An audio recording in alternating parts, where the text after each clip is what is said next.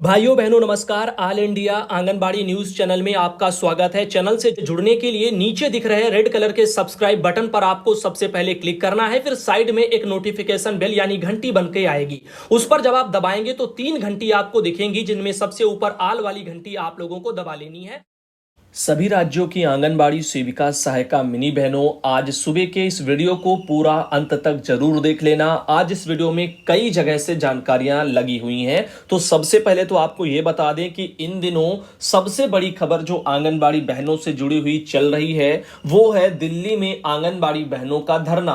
और यहां पर दिल्ली में कई राज्यों से आंगनबाड़ी बहनें पहुंच करके इस समय धरना दे रही हैं, जिनमें आप देख रहे हैं पंजाब का ये ड्रेस आपके सामने दिख रहा है, ये पंजाब की वर्कर बहनें हैं। और साथ ही अगर हम आपको दिखाना चाहें तो ये बिहार की वर्कर बहनें हैं, बिहार का ये ड्रेस है। और साथ ही साथ ये हमारी बहनें हैं पश्चिम बंगाल की, पश्चिम बंगाल से भी बहनें वहां दिल्ली में धरने में पहुंची हैं। उसके अलावा आप देख रहे हैं तमिलनाडु का भी ये ड्रेस है, और आप यहां पर देख रहे हैं तमिलनाडु से भी बहनें धरने पर पहुंची हैं। और उनके अलावा आप देख रहे हैं ये असम से, तो असम से भी बहनें जो है धरने पर पहुंची हुई हैं। उनका ड्रेस का कोड इस तरह से है। और आपको दिखाते हैं ये कर्नाटक का ड्रेस है, और यहां पर कर्नाटक से भी बहनें पहुंची हैं। ऐसे ही तमाम राज्यों से बहनें वहां दिल्ली में पहुंची हैं। आइए थोड़ा बढ़ते हैं आगे और आपको बताते हैं दिल्ली में इन दिनों क्या क्या हो रहा है। और भी खबरें हैं, लेटर भी लगे हैं, पूरा बस देख करके जाना। तो ये देखिएगा वहां पर कई कार्यक्रम भी बहनों के द्वारा आयोजित करवाए जा रहे हैं, जिनमें यहां पर डांडिया जैसा नजर आ रहा है। फिलहाल के लिए आगे चलते हैं और आपको और भी जानकारी इस संबंध में देते हैं। तो हमारे पास एक मैसेज आया है रेखा बहन का, जो उत्तर प्रदेश के कन्नौज जिले से आती हैं। और बहन ने कहा है कि बहनों, पूरे देश की आंगनबाड़ी बहनें आज से दिल्ली की सड़कों पर हैं और 4 दिन के इस धरने की मुख्य मांगे रहेंगी कि मानदेय की बढ़ोतरी के साथ साथ सेवा काल पूरा होने पर एक मुक्त धनराशि, जिसको ग्रेच्युटी बोलते हैं, उसके रूप में पेंशन, और जो काम का बोझ लगातार बढ़ रहा है उन सबके लिए आज से 29 जुलाई तक धरने में बहनें शामिल हैं। तो यहां पर जो धरना 25 से चल रहा है वो 29 जुलाई तक दिल्ली में चलेगा। और दूर दराज से हजारों की संख्या में आंगनबाड़ी बहनें आ रही हैं। और हमारे यहां से आज सुबह की ट्रेन से काफी साथी जा चुकी हैं और बाकी रात की ट्रेन से जाएंगी, यानी यूपी से भी बहनें जा रही हैं। और साथ ही साथ आपसे अनुरोध है कि ज्यादा से ज्यादा अपनी परियोजना के साथ दिल्ली जाने को निकलें। और बहुत सालों के बाद यह धरना हो रहा है। अगर सिर्फ विभाग के कामों में ही जो है लगे रहें, अपने हकों के लिए नहीं लड़े, तो वह दिन दूर नहीं है सबको घरों में बैठ करके जुआनी बिठा ही दिया जाएगा। हर विभाग प्राइवेट हाथों में जा रहा है, आंगनबाड़ी भी नहीं बचेंगी। फिर कैसे लड़ोगे? इसलिए बहनों, आज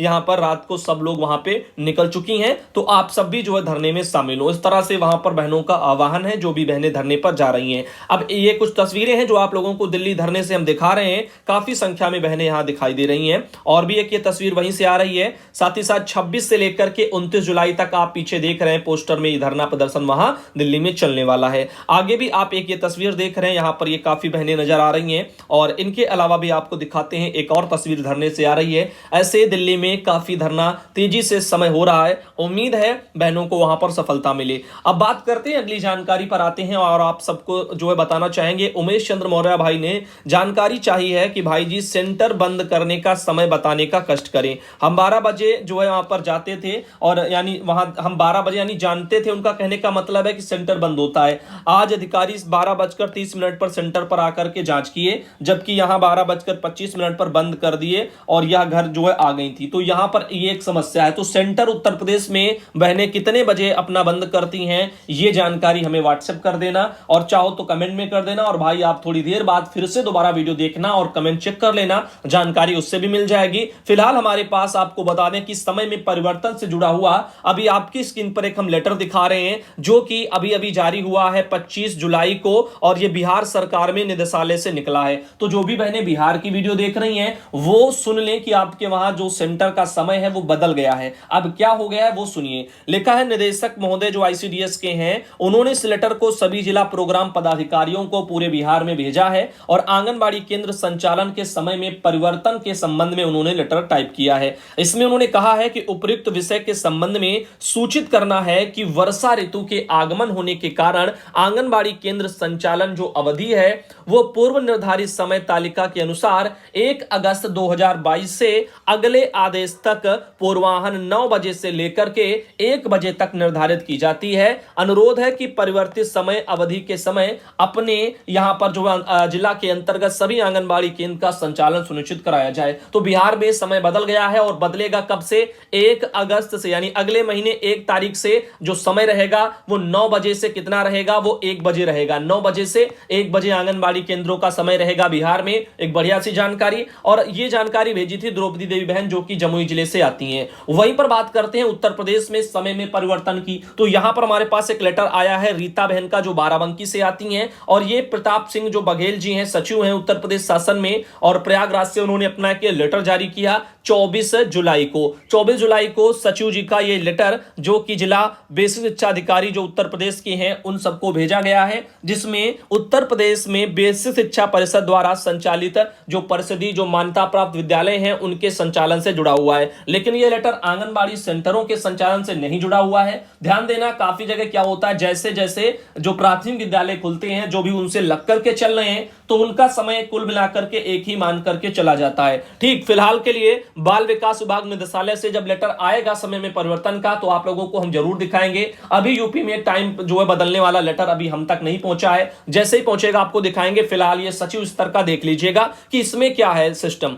तो इन्होंने कहा है कि उत्तर प्रदेश बेसिक शिक्षा परिषद के अधीन संचालित 1 से लेकर के 8 तक के जो परिषदीय विद्यालय हैं, उनमें ग्रीष्मावकाश के उपरांत 16 जून से भौतिक रूप से पठन पाठन प्रारंभ किए जाने के दृष्टिगत अत्यधिक गर्मी होने के कारण परिषदी द्वारा जो है पत्र जो भी उन्होंने जारी किया था 9/4/22 को, उसमें अग्रिम आदेश तक विद्यालय सुबह 7:30 बजे से 1:30 बजे तक संचालित किए जाने के निर्देश थे। साथ ही साथ जिसके द्वारा पठन पाठन के लिए समस्त छात्र छात्राएं प्रातः 7:30 बजे से 12:30 बजे तक विद्यालय में उपस्थित रहेंगे, तथा शिक्षक शिक्षा मित्र अनुदेशक विद्यालय समय इनका जो है 7:30 बजे से 1:30 बजे तक का विद्यालय में उपस्थित रहने का जो है समय था। ठीक, बाकी देखिएगा अब यहां पर बदल चुका है, उसमें देखते हैं क्या बदला है। तो इन्होंने यहां पर अब कहा है कि परिषदीय विद्यालय का ग्रीष्मावकाश के बाद जो संचालन है वो 16 जून से किया जा रहा है, परंतु वर्तमान में मौसम परिवर्तन होने के कारण जो है वातावरण में गर्मी कम होने के कारण विद्यालय पूर्व निर्धारित समय प्रातः 8 बजे से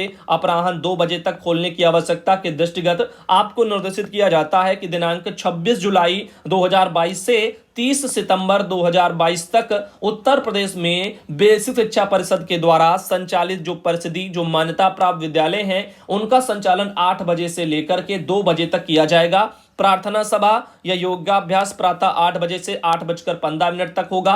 मध्यावकाश प्रातः 10:30 बजे से 11 बजे तक होगा, और 1 अक्टूबर 2022 से 31 मार्च 2023 तक प्रातः 9 बजे से अपराह्न 3 बजे तक समय होगा, जिसमें प्रार्थना सभा योगाभ्यास प्रातः 9 बजे से 9:15 पर होगा। ऐसे ही मध्याह्न जो होगा वो आपका मध्यावकाश वो होगा 12 से 12:30 के बीच, और विद्यालयों का जो संचालन है वो भौतिक रूप से पठन पाठन के लिए किया जाएगा, जिसमें छात्र छात्राएं शिक्षक शिक्षा मित्र अनुदेशक शिक्षणेतर कर्मचारी विद्यालय में समय से पठन पाठन हेतु उपस्थित रहेंगे। तो इस तरह से एक ये लेटर आया जो कि किसके लिए है? प्राथमिक विद्यालय वालों के लिए है। आंगनबाड़ी केंद्रों के लिए जैसे ही आएगा आप लोगों को बताया जाएगा, उसके लिए टेंशन मत लेना, और किसी को जानकारी हो तो साझा करें। वहीं शशि बहन आती है सीतापुर से, और इनके द्वारा मुझे एक ये समस्या इनकी भेजी गई है, जिन्होंने कहा है कि पोस्टल ट्रैकर पर जो आधार वेरीफाई वाला ऑप्शन आता है एक, तो उसमें उनके जो लाभार्थी हैं वो इतने इस तरह से एरर शो कर रहे हैं। अब ये क्यों कर रहे हैं वो हमने आपको पिछले वीडियो में डिस्कस कर दिया था, जो आप लोगों को मैंने पोस्टल ट्रैकर का वेरिफिकेशन का भाग 3 दिया था। उसमें बताया था कि अगर आप ये गलती करेंगे तो आपके सामने ये समस्या आएगी। आपने वही गलती की है। अब हम आपको बताते हैं आपने गलती क्या की है। तो जिनका भी इस तरह से एरर आता है वेरीफाई आधार वाले ऑप्शन में, तो बता दें कि आप लोग प्रोफाइल को अपडेट नहीं करते हैं, और उसके पहले अगर आप जो है उसको वेरीफाई करने की कोशिश करेंगे तो फिर ये एरर यहां पर आ जाएगी। या फिर प्रोफाइल आपने अपडेट किया और आपने सही नहीं किया, आपने गलत किया, चाहे उसमें जन्म तिथि गलत भरी हो, चाहे गार्जियंस का जिनका भी आधार आप लगा रहे हो उसका नाम गलत भरा हो, कुछ ना कुछ एटलीस्ट वहां पर आपने गलत किया है, जिसके कारण आपके सामने ये समस्या यहां पे आ रही है। तो आधार से जो चीजें मैच नहीं होंगी, याद रखना, जो गलत तनिक भी होगा तो यहां पर एरर आएगी, और आप जब वेरीफाई करेंगे तो इसीलिए सही भरो, कोई एरर आपके सामने नहीं आएगी, इसकी गारंटी है, क्योंकि कि यहाँ पर आप देख रहे हैं सविताबेन चित्रकूट से इन्होंने कहा है, देखिए ये देखिए भैया जी, मेरा भी जो है सब वेरीफाई हो गया है आपके जो है बताए गए अनुसार, और यहाँ पर समझाए गए वीडियो से ये सब देखा और सब कुछ कर लिया है। तो देखिए ऐसे तमाम बहनों ने कहा है कि सबका हो गया है, तो जब सबका हो रहा है तो फिर कैसे हो रहा है? वो सही कर रहे हैं तभी हो रहा है, आप गलत कहीं ना कहीं कर रहे होंगे तभी आपका नहीं हो रहा होगा। आराधना बहन है जो कासगंज से आती हैं, उन्होंने क्या कहा सुनते हैं। इन्होंने कहा कि भैया जी मैंने 3 साल पहले ही आपका चैनल सब्सक्राइब कर लिया था, और भैया जी नमस्ते, इस वीडियो को देखकर जिनका फोटो मैपिंग में जो है यहाँ पर नहीं जो है पर खींच पाए हैं, और इसको देख करके वह खींच लेंगे, और अगर समझ में नहीं आए तो आप मुझे मैसेज कर देना इस तरह से। तो भैया जी मैं आपकी न्यूज़ डेली देखती हूं और अपनी अपनी जो है यहाँ पर बहनों को भी जो है बताती हूं, और इससे उनकी समस्या का समाधान भी मिलता है, और चैनल को भी सब्सक्राइब करवा दिया है, और मैंने बहुत जो है बहनों को और धन्यवाद। साथ ही लिखा है भैया जी मैं यहाँ पर ये आराधना यादव बोल रही हूँ, और मैं अपने स्कूल में जाकर के कह देती हूँ कि यह सारी जो है बातें तुम सबको अब बताओ, या मगर मेरे भैया ने तो मुझे जो है पहले ही बता दी। यानी कहने का उनका तात्पर्य यह है कि जो वहां पर उनको बाद में बताया जाता है वो चीजें हमारे द्वारा यहाँ चैनल पर पहले ही बता दी जाती हैं, ऐसा उनका कहने का तात्पर्य है। साथ ही साथ उन्होंने एक वीडियो छोटा सा भेजा था आंगनबाड़ी मैपिंग वाले में। जैसे देखो यहाँ पर क्या होता है, मान लीजिए ये वाला आपको मैपिंग में करना है तो इस पर आपको टच करना होगा, अब उस पर आपका पूरा लोकेशन वोकेशन सब खुल जाएगा, उसमें फिर आपको जो है अपने सेंटर पर जाकर के ही चीजें करनी होती हैं। ध्यान रखना, जिनका भी गलत है, फोटो नहीं जा रही, उन्होंने सेंटर पर साथ रह करके ना किया हो, या कोई ना कोई गलती वो कर रहे हैं, या कोई ना कोई जो है होशियारी की होगी जिसके कारण उनके सामने अब ये समस्या आ रही है। और या तो जिनका गलत फोटो कह रहे हैं ना, गलत फोटो चला गया, तो गलत फोटो ऐसे ही चला गया कि उन्होंने वहां जाकर के किया नहीं, तो उनका जो लैटिट्यूड है, लॉन्गिट्यूड है, वो उनका सही सही नहीं आया, अक्षांश देशांतर, तो ऐसे में फिर उनका वो कोई मैपिंग सही नहीं माना जाएगा। इस वजह से अब वो दोबारा परेशान हो रहे हैं। लेकिन जिन्होंने पहली बार मेरे बताए अनुसार सही सही सेंटर पर जाकर के किया था, उन सबका हो चुका है, उसमें कोई दिक्कत की बात ही नहीं है। इधर देखिएगा पुष्पा बहन एटा से आती, इन्होंने कहा है कि भैया जी नमस्ते, मैं पुष्पा सोमवंशी और अवागढ़ जिला एटा से, और मेरा कोई भी किसी तरह का पैसा नहीं आया है, ना तो पीएलआई का ना ही मानदेय का, किसी तरह का कोई पैसा नहीं लगा है। मैंने कल ही खाता चेक किया है और मैंने अपना आधार, फीडिंग, वजन ये सब कर लिया है। तो देखो यहाँ पर खाता आपने चेक किया है, खाता कैसे चेक किया है ये आपने बताया ही नहीं।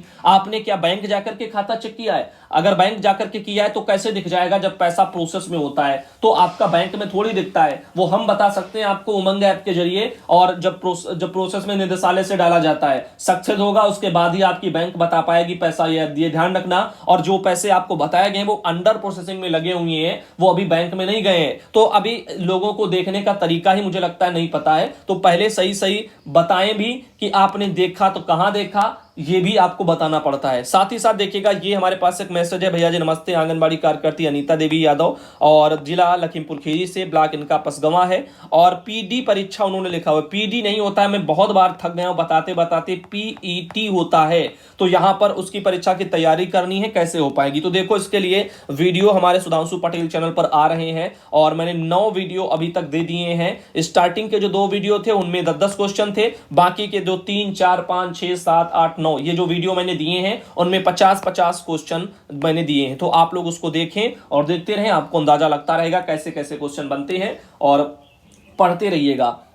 तो आज का और आगे थोड़ा ले चलते हैं, आगे देखते हैं कौन सा मैटर लगा हुआ है। जैसे कि एक ये बहन है जिनका नाम है सरला रानी, जो बिजनौर से आती हैं। साथ ही साथ एक ये बहन है रीना यादव जो कि लखनऊ से आती हैं, और ये बहन है ज्योत्सना गुप्ता जो औरैया से आती हैं, और ये बहन है मुन्नी जो कि शाहजहांपुर से आती हैं। साथ ही ये है विजयलक्ष्मी जो हरदोई से आती हैं, ये है सुधा बहन जो सिद्धार्थनगर से आती हैं। और आज का जो वीडियो है उसको यहीं पर समाप्त करते हैं। अगले दोपहर के वीडियो में आप सबको इसमें फिर मिलेंगे, और जो भी भाई बहन तैयारी में लगे हैं वो तैयारी में अपना लगे रहे अच्छे तरीके से, और वीडियो को जितना ज्यादा बार आप देखेंगे पढ़ाई वाले, उतना जल्दी आप लोगों को चीजें याद रहेंगी।